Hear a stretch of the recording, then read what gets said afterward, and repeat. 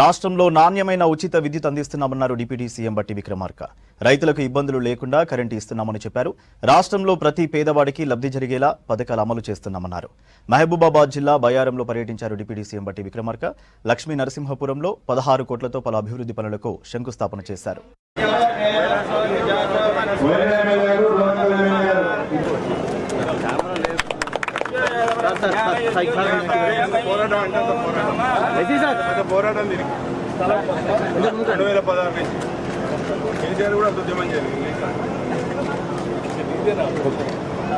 వరుణ్ రెడ్డి గారు ఐఏఎస్ అధికారి, చైర్మన్ మరియు managing director TG NPDCL Warangal గారు, అలాగే శ్రీ లెనిన్ వత్సల్ డొప్పో ఐఏఎస్ అధికారి, జిల్లా అదనపు కలెక్టర్, స్థానిక సంస్థల మైపాల్.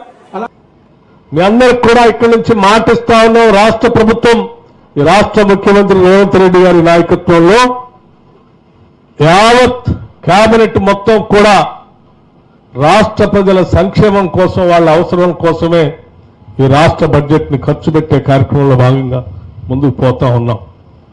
వారి అవసరాలు ప్రాధాన్యతను దృష్టిలో పెట్టుకొని ఆ అవసరాలను తీర్చడం కోసమే ముందు ప్రయారిటీగా చేస్తున్నాం. ఈ శాసనసభ నియోజకవర్గంలో కూడా నీటిపారుదలకు సంబంధించినటువంటి బయ్యారం తులారం ప్రాజెక్టు కూడా ప్రజల అవసరాల కోసం ముందంజలో ఉంది. కాబట్టి తప్పనిసరిగా వీటిపైన దృష్టి సారించి భవిష్యత్తులో వీటన్నిటినీ మీకు అందించడం కోసం ప్రయత్నం చేస్తామని చెప్పి మీ అందరికీ రాష్ట్ర ప్రభుత్వం తరఫున చెప్తా ఉన్నాను.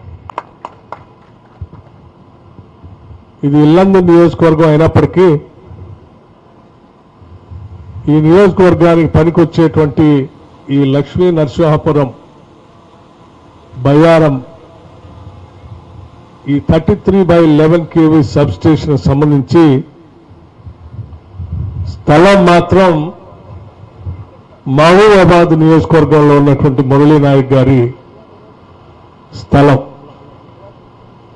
సరే, వారి స్థలాన్ని పెద్ద మనసుతో ఇచ్చారు. రాష్ట్ర ప్రభుత్వం